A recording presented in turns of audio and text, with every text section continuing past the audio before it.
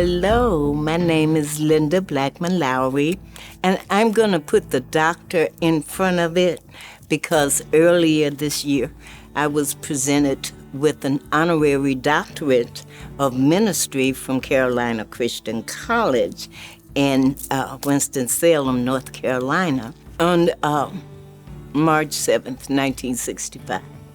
I found myself on the apex of that bridge along with 200 to 300 to 500 or more people.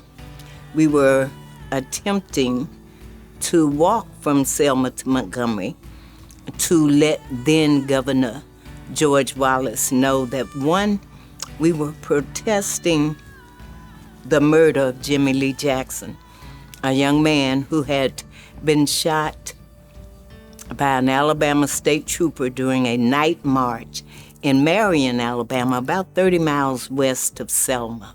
When we got to the apex of the bridge and could look over, you saw rows and rows of Alabama state troopers spread across the 4 lanes of highway. Behind them was the Dallas County Sheriff, Jim Clark, and he had rows and rows of deputies. Behind them, Jim Clark had some men on horseback, and there were some Alabama state troopers on horseback. When the front line got down to the line of state troopers, we were told we were an illegal assembly. There would be no marching from Selma to Montgomery this day. We had 2 to 3 minutes to disperse and go back to our homes and churches. One of our trainers, Jimmy Webb, Jimmy was walking up and down the line saying, "Kneel, kneel." And there had been a couple of marches we had been on where we were not arrested, we were stopped. So we would kneel, say a prayer, go back to the church and regroup.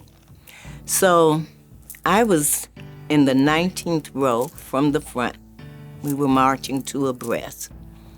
When Jimmy started saying kneel, the first 2 rows, I guess, in front of me, from the 17th row going back up, we started to kneeling. While on the ground, I heard these gunshots, and then there was this smoke coming up from the ground. Burn your nose, your eyes, you couldn't see, couldn't breathe. I felt someone grab me in the back of my collar, and I was resisting. So this person stood directly behind me. I remember leaning against, or him leaning against, his knees leaning against my back. He reached over and he grabbed me and jerked me backwards by my lapels. Big mistake. Because his hand came up by the only part of me that wasn't nonviolent, my mouth, and I bit him. I heard the word nigger twice, and he hit me in my forehead twice. He then pushed me away, and I was able to get up and start running. I was running into this cloud of tear gas, and this man was running behind me, hitting me. For 55 years, I always said, and even in my book, Turning 15 on the Road to Freedom, I said I must have passed out. But on November 2nd, 2020, I was being interviewed by CBS News for a special they did on BET called The Boiling Point. After this interview, the producer said he had found some archival footage in the vaults of CBS that he wanted me to look at. And there I am looking at me,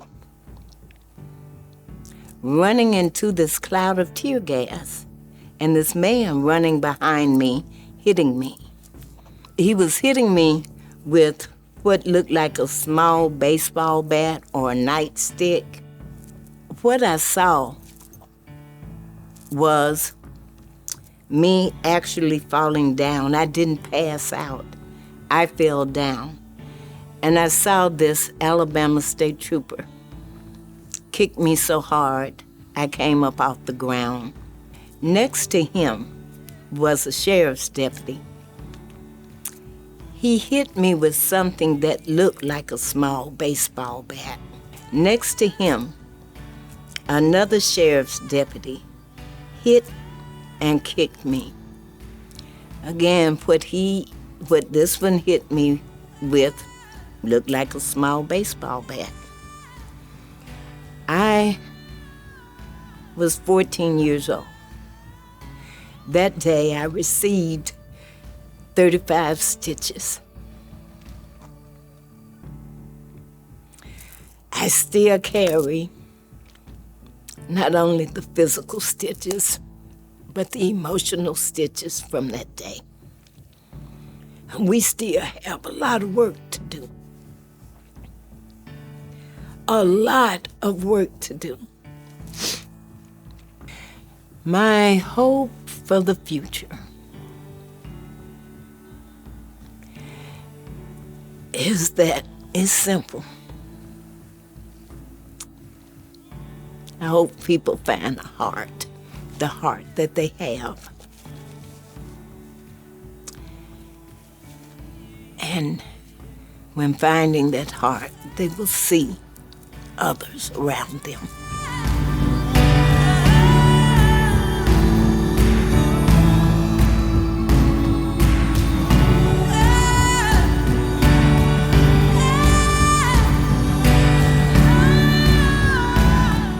I'm Albert Southall, and I was 18 years old in 1965 in the 12th grade at Hudson High School. What do I remember about Bloody Sunday? Screams, running, pain, tear gas, billy club, white folk in uniform.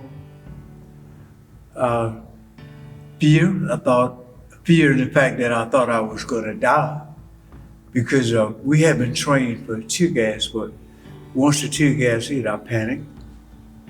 I couldn't breathe, I thought I couldn't breathe, and I was gasping for breath. Eyes was supposed to rub my eyes, but I rubbed my eyes. The more I rubbed my eyes, the more it burned. During the time I was rubbing my eyes and fighting the tear gas, choking, a cattle product, dude stuck a cattle product in my butt. Cattle product is what they use to make cows move in the field. That's about. You know, I really don't remember how I got where and when I got where, you know, after all of the panic and running and stuff. I was there protesting bad treatments by the man.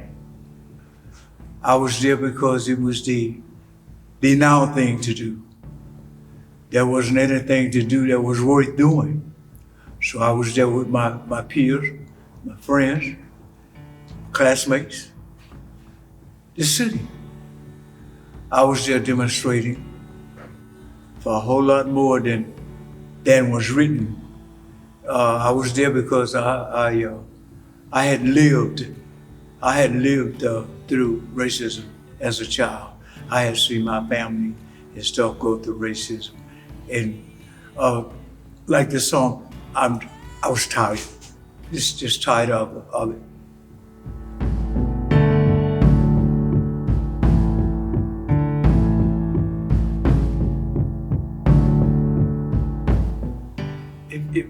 If you don't know who you are, if you don't know where you're from, if you don't know, if they don't know, because they need to know, if they don't know the sacrifices that was made, if they don't know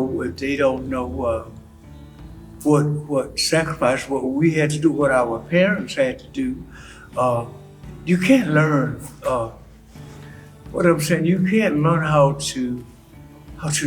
to run until you learn how to walk. And history is learning how, you know. And history teaches us what to do, and more so what not to do.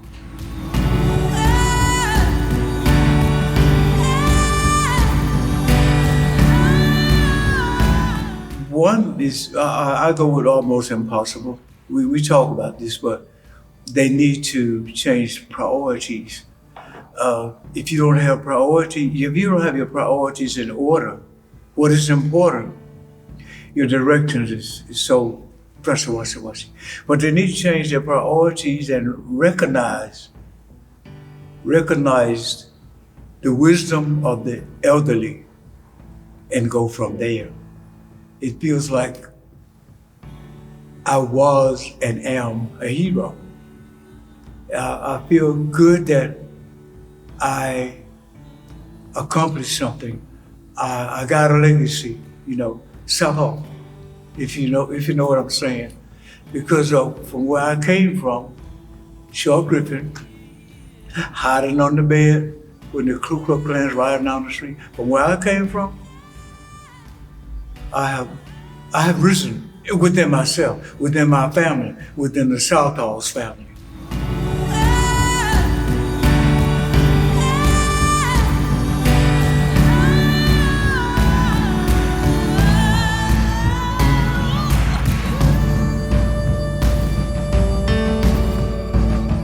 I'm Barbara Barge. I was one of the people who helped to make up the crowd because as they organized for the march across the bridge, we knew everyone would not cross. And so those of us who were in support of the people who actually crossed, we walked to the foot of the bridge with them. In the church, we were instructed to stop at the corner where the new interpretive center is now located. So we stopped there, and those who were going across continued and turned up on the bridge and went across. I'm 75 years old. And until a month ago, when Joanne asked me to join her here, I did not do much talk about what happened to me as a foot soldier because I really didn't see the importance of it because I didn't cross the bridge and I didn't go to jail. But after she asked me to come and I reflected on my experience, I realized there would not have been a movement without many bodies like me.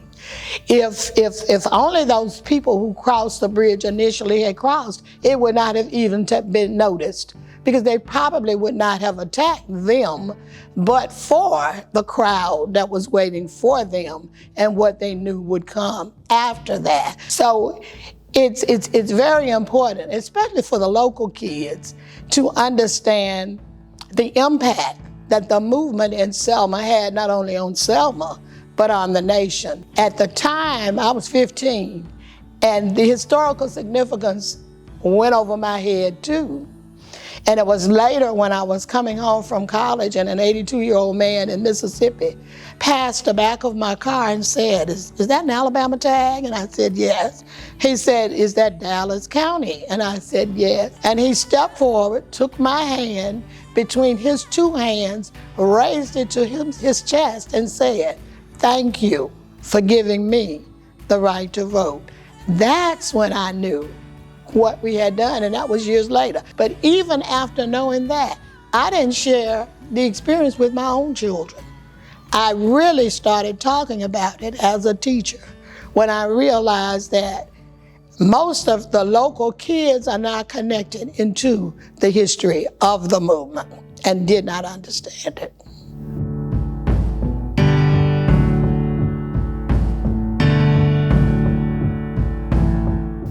It's important first to me because people gave their lives so that we have the right to vote. But it is also important because the people that you vote for, you are putting them in control of your life because the government and politicians decide a lot of what is available to the people, their constituents. So if you don't know who's running, you don't know their policies, you don't know them as a person, then you're kind of voting in the blind. You need to be aware of who these people are, what they stand for, and what they bring to the table that will help you.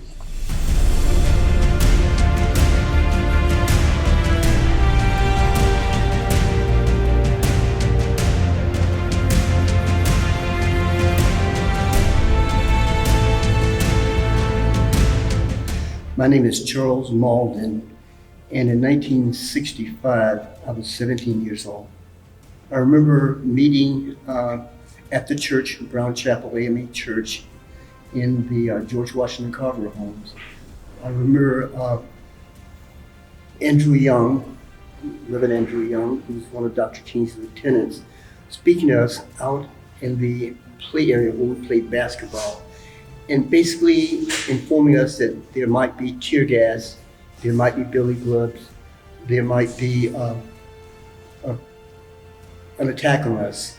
And since I'd been the student leader, he wanted me to make sure that I was informed about what the possibilities were, because we had a lot of very young students that were going to march then. But after that, we got two in a line. I was number 7 in line behind John Lewis, Hosea Williams, Albert Turner, and Bob Mance. Bob Mance is on the left of Albert Turner. And we marched to the Edmund Pettus Bridge. When we got to the top of the Edmund Pettus Bridge, well, as we got to the steep of the Edmund Pettus Bridge, I remember hearing there were some white kids on top of the building, and they were playing Bye Bye Blackbird. And I thought, since I'd been in the band and knew about music, I knew what that was all about, you know. And we then went up the bridge, and when we got to the top of the bridge, we looked down and saw state troopers and possemen. And who the possemen were deputized, basically Ku Klux Klanners, who had come to the help because we had overwhelmed the normal police establishment by our numbers. So they recruited possemen, as they call them, but we knew what their real background was, to help them contain us. And after we saw that, we knew that something serious was going to happen, but we still didn't know what. As we marched down the bridge, and to confront the state troopers, when we confronted the state troopers, John and Hosea Williams, and I think it was Hosea who said, well, Colonel Cloud said, "This is an illegal gathering. Return to your church or your homes, and you have 2 minutes to do that." After he said that, Hosea, I think, said, "Can we pray?" And as we began to kneel down to pray, the state troopers took their billy clubs, hold it like this by both ends, and began to push us back into a crowd, to crowd us up. I didn't know at the time, but what they were doing is concentrating us so they could basically use their tear gas more effectively. And that's exactly what they did. As a matter of fact, they lobbed the tear gas into the crowd. They pushed us back, lobbed the tear gas into the crowd.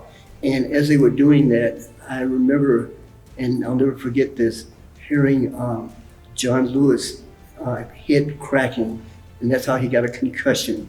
And as a result of that, and the information that Andy Young had given us, and if you've ever been in tear gas, there's nothing you can do except your lungs sort of implode, your eyes water, your skin burns, and so the only thing you can do is try to get somewhere that you can get some fresh air. That's when I went down toward the river to get that done. And many other people followed that same route. Once I got more oxygen in my lungs and was able to sort of get a higher level of consciousness, I went back up to the bridge and basically made my way back to the to Brown Chapel Church. When I got to Brown Chapel Church, the state troopers on their horses were in the George Washington Carver home, basically shooting tear gas everywhere and still beating people. What they were trying to do is provoke us because people were very angry at all of this. What had happened to us, we'd been in demonstrations day in and day out, and nothing of this magnitude had ever happened. So we were shocked. And so we were trying to, they were trying to provoke a riot. And people, Andrew Young was there, Reverend C.T. Vivian was out there, I was out there, and others were out there trying to encourage people to either go into the house or go into the church.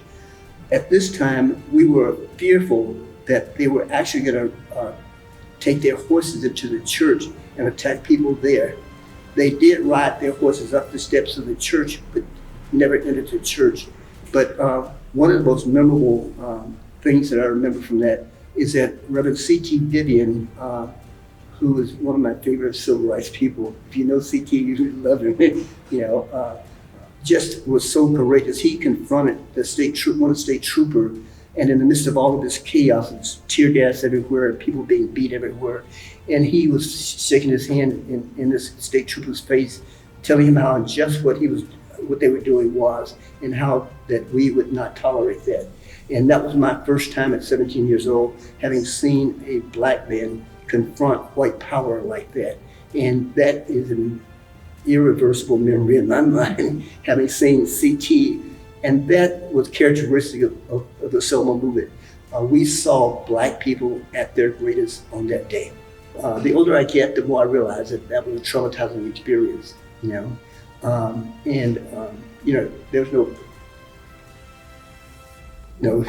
no type of distress syndrome at that time.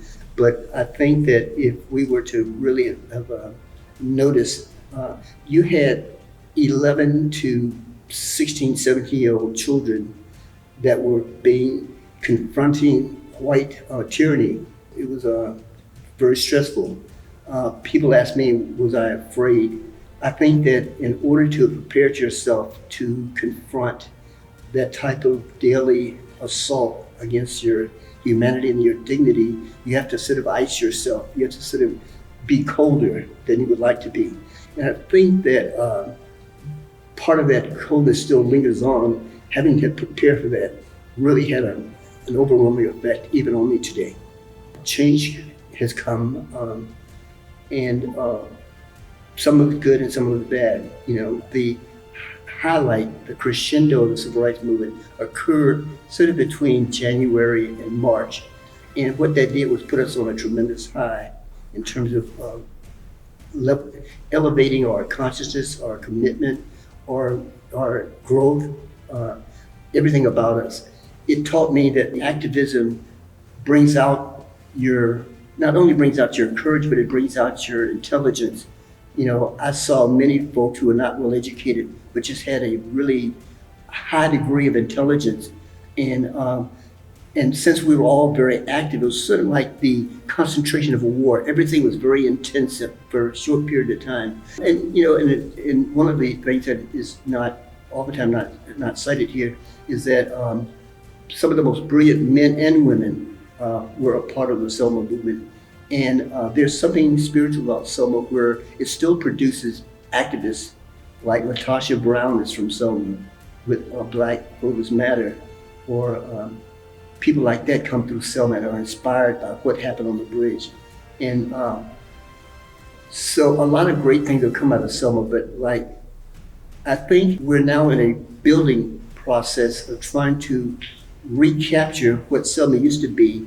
And to do that, there are a lot of folks who are beginning to invest in Selma because they see how that Selma deserves to be given back to for what we gave in 1965.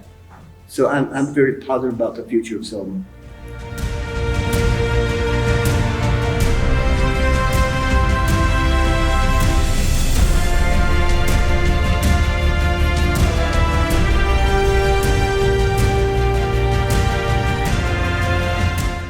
Well, my name is Kurt D. Carrington, Senior. And I was 13 years old when I became a foot soldier at the school of R.B. Hudson High School. We were all students when the movement started in 1963. Yeah, what motivated us and myself, first of all, I had 3 older siblings that were part of the movement. And so they are in turn saying, hey, we need you to be a part of what we're doing. So it wasn't so much the motivation, it was them suggesting to me that I needed to do this. What motivated me to do what I did was when I used to work with my father. For a long time, I used to listen at how the white men would talk to my father, and the way they would talk to him was right at the same time the movement started, during the time that I started high school. Being there working with him, listening to him, the way they treated him. My father fought in World War II. When he came home, he was still treated as if he was, I would say, a slave. You're not, your name, you're not, my dad was named George Carrington. They never called him by his name. They always addressed him as boy, or that boy, or whatever they decided they want to call him. So it was degrading to me, because here I am, his son, standing there. I have to hear this every day that I went to work with him. So that motivated me, because, and then my teachers, because when we first started marching, the movement seemed to be more in terms of human rights as opposed to civil rights. We wanted the right to be free of all this names, calling us names that didn't suit us or was not us. So, and not only us, our parents, our teachers, people we looked up to, people we went to school admiring and looking at them, and then, hey, these are the people that leading us. And then they're not even being treated as citizens, less than a citizen, because they're not given the respect that they justly was due. So that was my motivation. That was what got me started, more so than my siblings getting me started. Because once I saw what it really meant and what the movement was all about, then that gave me more of a reason to continue to do it, and without thinking about the consequences. Do I feel like it made an impact? Yes, I did. I do, and I'm glad, because number one, what we done was change the history of our people. We had a teacher, Miss Margaret Moore. She teach us Black history. And when you hear about the Black people that were leaving their mark on our history, on America, we never thought about that. But what we did think about was what this would do to help free our people from all the oppression, the aggression of the white people, and the way they was treating us. So, yeah, I feel like what we done was very impactful for our people. It was needed. And then we were spiritually there. See, that's another thing people don't understand about the movement. The movement wasn't just about people marching, people doing what they needed to do to be free. We were spiritually led by God to get us to where we are today. Now, if you notice, everything we done in the movement was centered around the church. We did our nonviolent training in the church. We had our meetings in churches. And we planned all our marches in the church. So God was with us the whole time. He was leading us, because it was just like, you think about back when Moses freed the people from Egypt. It was the same similar situation. Let my people go. And we had cried and got tired of being second class, less than second class citizens, because we were treated less than second class citizens. It's embarrassing when you can walk down the sidewalk and you see a white person walking towards you. You gotta get on the side in the grass or in the mud or wherever to let them walk by. And then you can't look them in the eye. You go to a water fountain and you can't drink from the water fountain unless you drink from the side that says color. You can't go to a public bathroom. You can't go in a public restaurant. You go shopping and you go in the store, you gotta go shop in the basement. You can't shop on the main floor. And if you touch something, it's yours, whether you can wear it or it fits you or not, you know. So it's all these things, man, that was so depressing. You know, we go to the movie theaters. Guess where we got to go in? We buy our ticket in the front, but you got to go in through the back. Yeah, you go around, go back out, right there from where you bought your ticket, go around the building, go in the back door, and then go up in the balcony and sit in the balcony. But those are the things we had to deal with. Those are the things we had to live with. And I'm talking about, this was every day. You know, and so now, look at it now. If we had not done what we done, we would still be battling for the right to be free. Free people. Freedom of speech. Now you can go and speak up and white man do something to you. You can say what you want to say. And you know, and let's get it on. You know, it's a whole new ball game now. But what we're falling short with right now is freedom is not something that is given. It's earned. And then there's a lot of sacrifice. You got to be able to sacrifice something. In order to get something, you got to give something. Where we are now, our people are taking it for granted. We can't take it for granted. We got to continue to fight. If you see what's going on now, if voting was not so important, why would they be trying to take it away? They know what the power of the vote means. You would not have the political people doing what they're doing and doing the way they're doing if everybody stood back and said, oh, I ain't gonna vote no more because my vote don't count. You're right, it don't count if you don't use it. But you can change neighborhoods, you can change education, you can change the way of life, but you gotta vote. It's very important. And to think about back in the 60s, what myself and so many others did and sacrificed to give you that privilege. I would love for Selma to be that beacon of light that it once was in the 60s. Just for the whole world to see. We are in the process now. And I feel it in my heart that we are gonna rise up again.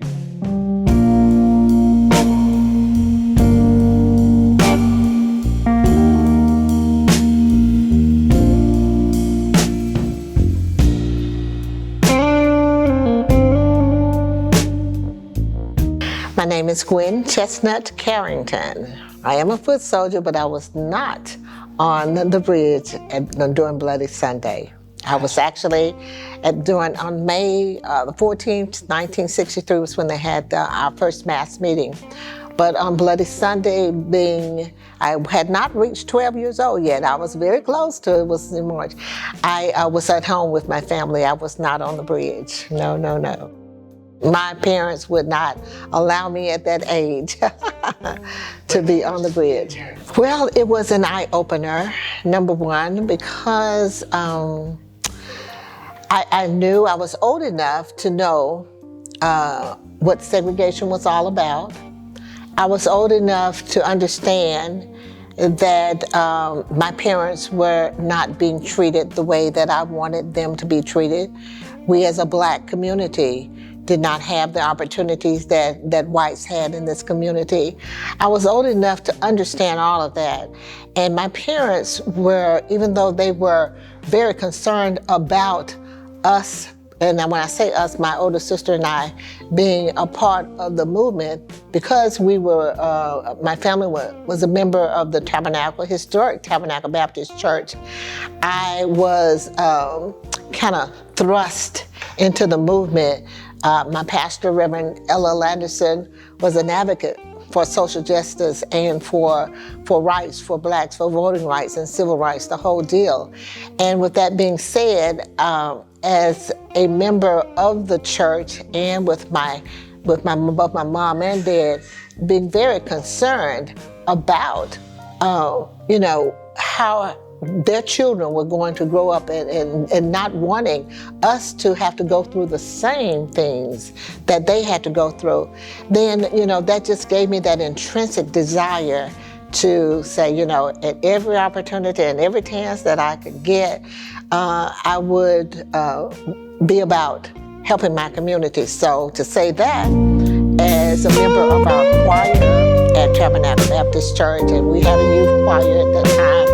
And when on May 14th in '63, when the first mass meeting was held at my church, Tabernacle, my pastor was very enthusiastic about getting as many people to be at that meeting / memorial service for Mr. Sam Boynton.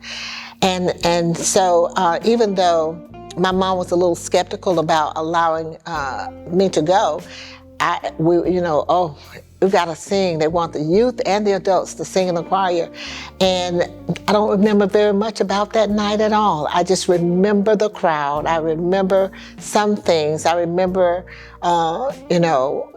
afterwards, them telling us how to exit the building because there were deputies, there were just white men who had been deputized all around the church, and it was somewhat of a scary moment for me as a young person, but again, that gave me that intrinsic desire to say, you know what, this is not right. This is not the way I want to live. This is not the way that my parents have, taught us to do. So whatever I can do, if it takes, going to these meetings and hearing the speakers and marching when I would get a chance, then hey, that's what I would do. So being a member of the class of 1969 at R.B. Hudson High School, we did walk out of class several times to go to Tabernacle or to go to some of the other churches like First Baptist. I would go down to First Baptist, even Brown's Chapel, and participate and just listening. And again, there was a period, again from 7th grade when I first experienced this up until the 12th grade, graduating from high school. All of those years just enlightened my eyes about, what was going on and the need for me to do whatever I could. Oh my gosh, it is so important to vote, It is so very important to vote. We need to encourage our young people more than anything to vote. Dallas County has one of the lowest voting. Selma has one of the lowest voting percentages in the state. Now, I think it's around 28-29% of Black voters vote in Dallas County, and that's ridiculous. We are the Queens, we are the city where the movement got its start. We are the city where everybody comes to visit and then they leave, and we don't have what it takes to, or we have not discovered what we need to do in order to give our people that desire that whatever they want to do, they need to get out and vote. If we don't vote, history will repeat itself, And so I would encourage young people to get involved. Get involved, like I got involved, like many of us got involved. Get involved so that you can make this community a better community.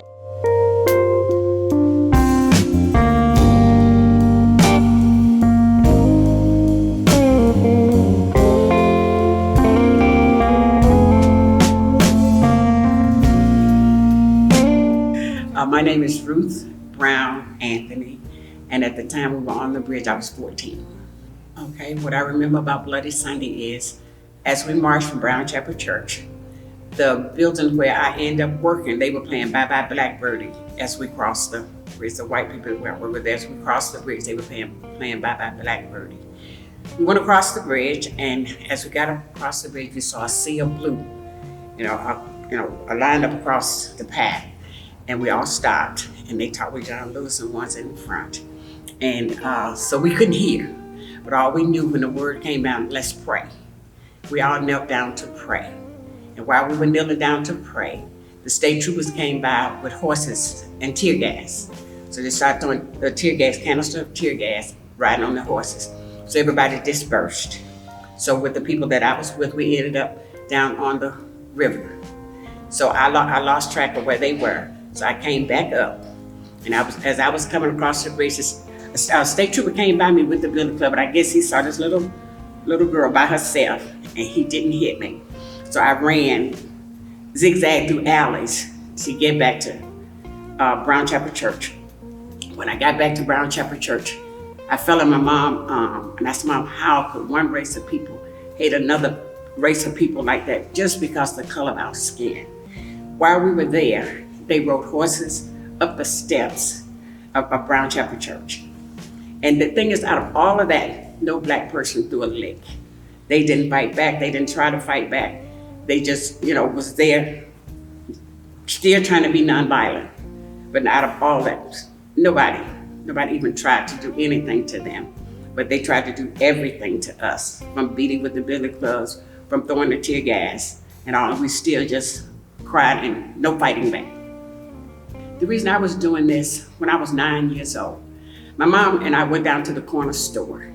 And as she was getting ready to pay for her groceries, 3 little white girls came in. They were poor, they lived in the project just like we were from the project, just like we did. And as my mom got ready to pay, she had to step back and let those little kids get in front of her. And that stuck with me. And like I said, I was 9, so that stuck with me. I said, something is wrong. Something must be different about being white and being black, because we had no dealings with white people. Really, it was segregated schools, everything so.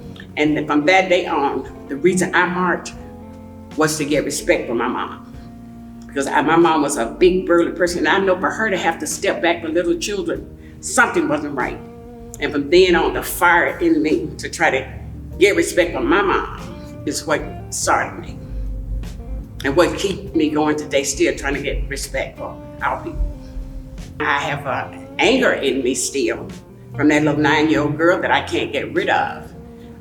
I adjust, but it's still there. And when I think about Brown Cross Bridge, it still brings tears to my eyes, because we still, I don't care how people look at it, we still have a long way to go. We marched in 65. It took us to 2000 to get a black man. It took 35 years still, people got the right to vote, but when we got there, we wasn't marching for the right to vote. We were marching for freedom. We were singing freedom songs. I'd rather be a slave buried in my grave. That's what we were marching for, freedom. We didn't think about marching to vote until Dr. King came, till they started coming. That's when the voting things came out. But at the time, we as young people, we were marching for freedom, for respect. You don't know how it is to have to go in the back door. To sit in the front, a dog can sit in the front seat, you got to sit in the back. My mom got to sit in the back seat. You go to the window, you got to order your food in the rain, but you see black people in there cooking. It is very degrading. And as a child, when you realize something is different, it really hurts. Whatever it took, I was out there, like I told you, from respect for my mom. I didn't have a choice. I didn't care if something happened to me. That was never a thought in my head. I'm a 9-year-old. Well, by then I was 13. We started at 13. By then I was 14. I was proud to be out there. One day we got ready to march. Before I went to jail, my mom said, you can't go. I said, I got to go. I've never defied my mom. I said, Mom, but I got to go. I'm going for you. When you can't go, because you got afraid of losing your $15 a week job, I got to go. Because half of the adults, they didn't go because they were afraid of losing their job. And if my mom with 6 kids would be worried about a $15 job, $15 a week job, I had to go. I had no choice.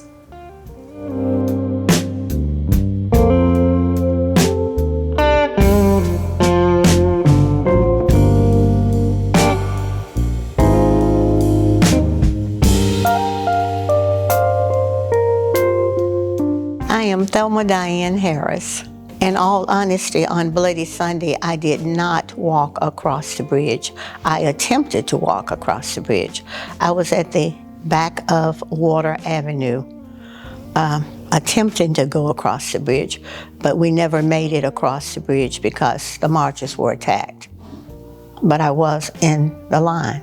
Being a participant back in '65 has really influenced my participation because it gives me an opportunity to keep the story alive and let people know the importance of voting that I consider as important to me. So it's a wonderful way to share the history on a personal level.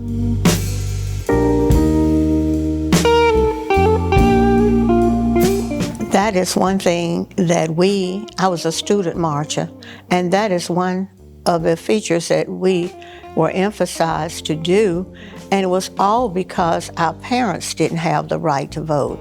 So it's most important. Your vote speaks for you. I would just like to say, back in '65, we as student marchers took our role very seriously. As a matter of fact, I felt like we were taking on somewhat of an adult role because our parents were not able to vote, and many of them would have lost their jobs had students not taken the lead role. So young people can make the difference, and they do.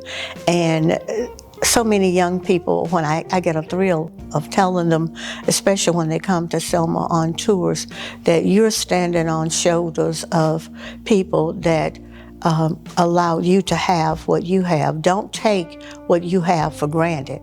There were many struggles and hardships done in order for you to have what you have. Some of the pleasures that you're enjoying now are because of what we did in '65. So take it serious and become registered voters. Don't just register, but vote.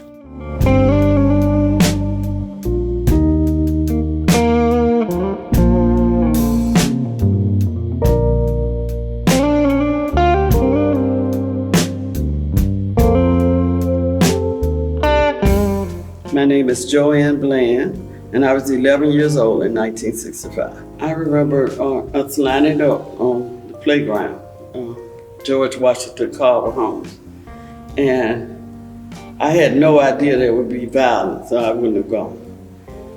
So it was nothing brave about it. I liked the march part, so I jumped in the line, and I was about midway to column of approximately 600 people walking 2 by 2. And as we came down the street, there were no hecklers. It was just silence. And we walked up to the bridge, and when I could see across the bridge, I saw policemen, state troopers lined all the way across Highway 80. And I knew then we were not going to Montgomery that day. I also must tell you that I had no idea where Montgomery was, okay, that in terms of miles. I had never gone. And when I came down further, I could see the service roads were filled with policemen. Some standing, some sitting in cars, on cars, some even sitting on horses, which further affirmed we were not going to Montgomery that day. I was too far back in the line to hear or see what was being said or done. I didn't need to, I knew the procedure. I knew that John Lewis and Hosea Williams, whoever, one of them would ask for permission to pass. It would be denied, and they would go down on their knees and we would follow suit. One of them would say a prayer, and after prayer, we stand and go back to where we started from. You either plan a new strategy or you just regroup and come right back. I'm standing there waiting for the front to go down when suddenly I hear what I thought were gunshots and screams. I thought they were killing the people down front. Before we could turn to run, it was too late. They came in from both sides, the front and the back. There was just nowhere to go. And they were just beating people. Old, young, black, white, male, female. People lay everywhere, bleeding, not moving, and we couldn't stop to help them. The gunshots I heard, to my knowledge, even today, I don't know if anyone shooting bullets on that bridge that day. They were the tear gas canisters being shot into the crowd. Tear gas burns your eyes, gets in your lungs, you can't breathe, you can't see, you panic. Oftentimes you run right back to the same people you're running from. It seemed like it lasted an eternity. If you could outrun those men on foot, you couldn't outrun the ones on horses. The poor horses were afraid. They were rearing and kicking. They were running the horses right into the crowd. People were being trampled. Bones were being broken. The last thing that I remember on that bridge that day is seeing this horse and this lady. And I don't know what happened. Did the man on the horse hit her and she fell? And the horse just run over her. I do know, as I sit here 57 years later, I can still hear the sound her head made when it hit that pavement. The next thing I remember, I was on the city side of the bridge. I was in the back of a car, and my head was in my sister Linda's lap, and Linda was crying. When I became fully awake, I realized what was falling on my face were not my sister's tears. It was her blood. My 14-year-old sister had been beaten on that bridge and had wounds in her head that required 35 stitches. We ran home. She grabbed my hand and snatched me out of the car. And we started running and trying to get home. But those same men were behind us, still beating people that could catch them. We were afraid to stop at our house because we would have had to unlock the door. So we ran to First Baptist Church thinking we would be safe. We were not. They came in there and started beating people all over again. It happened down there all night long down in George Washington Power Homes. What happened at that bridge didn't stop there, it stopped. It kept going.